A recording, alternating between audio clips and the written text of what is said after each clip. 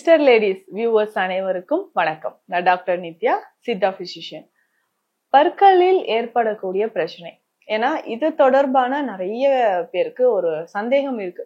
நேச்சுரலா இதுக்கு ஏதாவது ரெமெடி இருக்கா அப்படின்னு. பற்களில் பார்த்தோம்னா இந்த கேவிட்டிஸ் ப்ராப்ளம் தான் இன்னைக்கு நிறைய பேருக்கு இருக்கக்கூடிய பிரச்சனை. குழந்தைகளாக இருக்கட்டும், வயதானவர்கள், நடுத்தர வயதுல இருக்கக்கூடியவங்க எல்லாருக்குமே இந்த பற்களில் வரக்கூடிய கேவிட்டிஸ், பற்குழிகள் அப்படின்னு சொல்லுவோம். பொதுவாக இந்த பற்கள்ல ஒரு பாதிப்பு வந்தா ரொம்ப ரொம்ப ரொம்ப நம்ம கவனமாக இருக்கிறது அவசியம். ஏன்னா நம்ம பிரெயின்ல இருந்து வரக்கூடிய நர்வ்ஸ் எல்லாமே டைரக்டா நம்மளுடைய பற்கள்ல கனெக்ட் ஆகுது. அதனாலதான் நமக்கு பல் வலி வந்தாலோ, பற்கள்ல ஏதாவது நம்ம சிகிச்சை முறைகள் மேற்கொண்டாலோ ரொம்ப கவனமாக இருந்து அதை கையாளணும் அப்படின்னு சொல்றாங்க. கவனமாக இருக்கணும்னா நரம்புகள் டைரக்டா நமக்கு பாதிக்கப்படும், அதிகமான வலியும் நம்ம ஃபீல் பண்ணுவோம். இதுல வேறு பகுதி, பற்களோட வேறு பகுதி இருக்கு இல்லைங்களா, இதுலயுமே நிறைய பாதிப்புகள் ஏற்படுது. ஸோ வேர் பகுதியை நம்ம கிளியரா வச்சுக்கணும். சில குழந்தைகள் பார்த்தோம்னா மில்க் டீத் அப்படின்னு சொல்லுவோம், பால் பற்கள். ஸோ பெர்மனன்ட் டீத் வர்றதுக்கு முன்னாடியே இந்த பால் பற்கள் பார்த்தோம்னா ரொம்ப பாதிக்கப்பட்டு கருப்பு கருப்பா ஆயிடும், பல்லு விழுந்து முளைச்சா சரியாயிடும்னு சொல்லியிருக்காங்க அப்படின்னு சொல்லுவாங்க. ஸோ அந்த மாதிரி ஆகுறதுக்கும் என்னன்னா, நம்ம உடல்ல கால்சியம் குறைபாடு இருந்ததுன்னா பற்கள் இந்த மாதிரி பாதிப்பை ஏற்படுத்துது. அதற்கு அடுத்தது பார்த்தோம்னா பல் பாதிப்புல இருந்து நம்ம எப்படி நிவாரணம் பெறலாம். இதுல முக்கியமாக நான் சொன்ன கேவிட்டிஸ், அதுக்கப்புறம் ரூட் இன்ஃபெக்ஷன், பற்களோட வேர் பகுதியில நமக்கு இன்ஃபெக்ஷன், பூஞ்சை தொற்று இருக்கிறது, பாக்டீரியல் இன்ஃபெக்ஷன், இது எல்லாமே இருக்கும். ஈறுகளில் வலி ஏற்படுறது, ஜிஞ்சுவைட்டிஸ் அப்படின்னு சொல்ற கண்டிஷன். இதை தொடர்ந்து பார்த்தோம்னா எந்த உணவு சாப்பிட்டாலும் பற்களுக்கு இடையில போய் சிக்கிக்குதுங்க. இதுவே என்ன ஆகுதுன்னா கொஞ்ச நாள்ல பல் சொத்தை ஏற்படுது, டூத் கேரிஸ் ஏற்படுறதுக்கு எனக்கு இதுவே ஒரு காரணம்னு எனக்கு தெரியும். சாப்பிட்டு முடிச்சோன்னு ஏதாவது ஒரு ஆப்ஜெக்ட் வச்சு, ஷார்ப்பான ஒரு ஆப்ஜெக்ட் வச்சு நம்ம பற்களுக்கு இடையில இருக்கக்கூடிய அந்த உணவு துகள்களை நம்ம ரிமூவ் பண்றதுக்கு ட்ரை பண்ணிட்டே இருப்போம். இதுல என்ன ஆகும்னா சிலருக்கு, நிறைய பேருக்கு பற்களோட மேல இருக்கக்கூடிய எனாமல் தேய ஆரம்பிச்சிரும். அதுக்கு அடுத்ததாக ஈறுகள்ல நம்ம தெரியாம பிரிக் பண்ணிட்டோம்னா எக்ஸஸ் ப்ளீடிங் ஏற்பட ஆரம்பிச்சிடும். ஸோ அந்த மாதிரி நம்மளுடைய ஈறுகளுக்கும் பாதிப்பு இல்லாம, பற்களுக்கும் பாதிப்பு இல்லாம என்ன பண்ணலாம்? பற்கள்ல ஒரு பாதிப்பு இருக்குன்னா இதை எப்படி நம்ம நேச்சுரலா சரி செய்யலாம் அப்படின்றதையும் தெரிஞ்சுக்கலாம். கால்சியம் குறைபாடு இருக்கக்கூடியவங்களுக்கு பல் சார்ந்த பிரச்சனைகள் வருது. அடுத்ததாக அசிடிட்டி, ஸோ வயிறு சம்பந்தப்பட்ட பிரச்சனைகள். ஸோ வயிற்றுல அதிகமான அசிடிட்டி இருக்கும் பொழுது, ஆசிட் செக்ரீஷன் அதிகமாக இருக்கும் பொழுது நமக்கு பல் சம்பந்தப்பட்ட பிரச்சனைகள் ஏற்படுது. ஸோ இதை தாண்டி பார்த்தோம்னா பல் சம்பந்தப்பட்ட பிரச்சனைகளை நம்ம சரி செய்யறதுக்கு விட்டமின் நிறைந்திருக்கக்கூடிய உணவுகள் ரொம்ப ரொம்ப முக்கியம். விட்டமின் சி ரொம்ப இம்பார்ட்டன்ட்.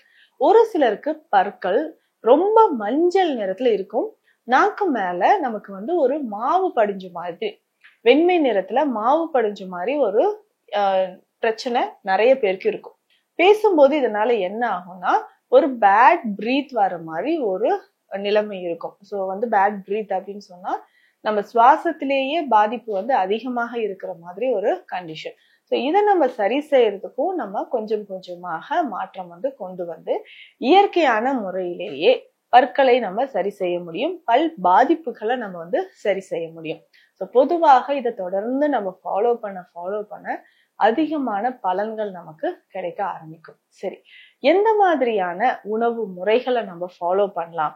பற்கள்ல பாதிப்பு இருந்ததுன்னா ரொம்ப ஹார்டா இருக்கக்கூடிய உணவுகள் எடுக்கக்கூடாது.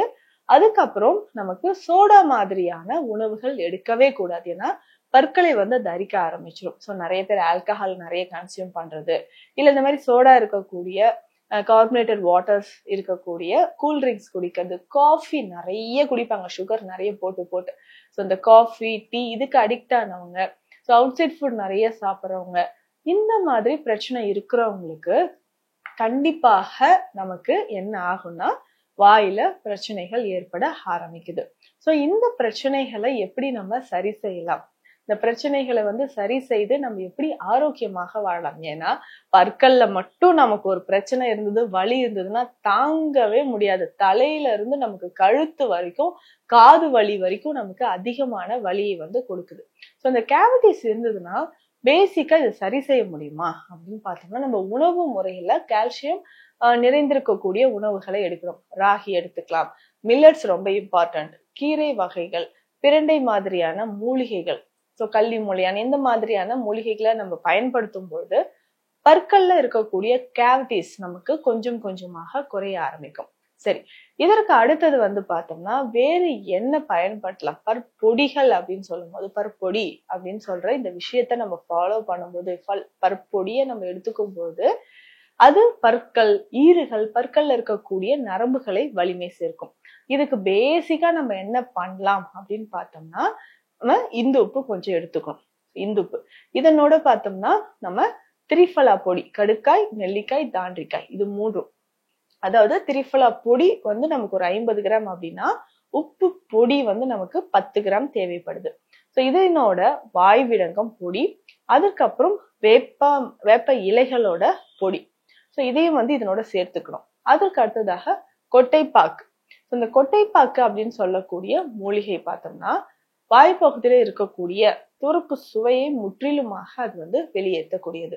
துவர்ப்பு சுவை இருக்கக்கூடிய இந்த கொட்டைப்பாக்கும் இதனோட சேர்த்து எடுத்துக்கணும். ஸோ இது அனைத்துமே நம்ம நல்லா ஒன்றாக கலந்து எடுத்து வச்சுக்கிட்டோம்னா மிக சிறந்த ஒரு மூலிகை பல்பொடி இதுன்னே சொல்லலாம். தினந்தோறும் 2 வேளை, காலை இரவு 2 வேளையும் நம்ம விரலாலேயே தொட்டு பற்களை துலக்க வேண்டும். ஸோ இந்த மாதிரி நம்ம செய்யும் போது பற்கள்ல இருக்கக்கூடிய கேவிட்டிஸ் நமக்கு குறைய ஆரம்பிக்கும். ஸோ அடிக்கடி மவுத் வாஷ் யூஸ் பண்றவங்களும் நிறைய பேர் இருக்காங்க. அந்த மாதிரி வேண்டாம். நிறைய மவுத் வாஷ் யூஸ் பண்ணா பற்கள் டேமேஜ் ஆகிறதுக்கான வாய்ப்புகள் இருக்கு. ஸோ நம்ம உடல்ல இருக்கக்கூடிய குட் பாக்டீரியாஸும் இதனால அழியறதுக்கான வாய்ப்புகள் இருக்கு. ஸோ அதனால இதை எல்லாமே நம்ம அவாய்ட் பண்ணிட்டு உணவில் மோர் அடிக்கடி குடிக்கலாம். ஏன்னா பற்கள்ல பிரச்சனை இருந்தா நம்ம பேசும்போது பேட் ஓடர் வர்றது நார்மல் தான். பட் இதுக்காக நம்ம வேற ஏதாவது சிகிச்சை முறைகள் செல்ஃபா நம்ம மெடிகேஷன்ஸ் ஏதாவது எடுக்கும்போது கண்டிப்பாக பாதிப்புகளை ஏற்படுத்துது. மருத்துவர் ஆலோசனைப்படி மருந்துகள் எடுக்கலாம். சரிங்க, இந்த ஜிஞ்சிவைட்டிஸ் அப்படின்னு சொல்லக்கூடிய ஈறு வீக்கம், ஈறு வலி, இதை தொடர்ந்து வரக்கூடிய பற்களில் வலி, பற்களோட பிளேட்ஸ்ல எனாமல்ல நிறைய பாதிப்புகள் வந்துச்சு, சாப்பிடுற உணவு போய் சிக்கிக்குது அப்படின்னா இதற்கான சில மருந்து குறிப்புகள் சொல்றேன். இதையும் நம்ம ஃபாலோ பண்ணிக்கலாம். தண்டதாவன சூர்ணம் அப்படின்ற ஒரு மருந்து இருக்கு. சித்த மருந்தகங்கள்ல கேட்டீங்கன்னாவே கொடுப்பாங்க. ஸோ இதை பயன்படுத்தி நம்ம பல் துலக்கும் போது கொஞ்சம் கொஞ்சமாக வலி குறையும், ஈறு வீக்கமும் நமக்கு குறைய ஆரம்பிச்சிடும்.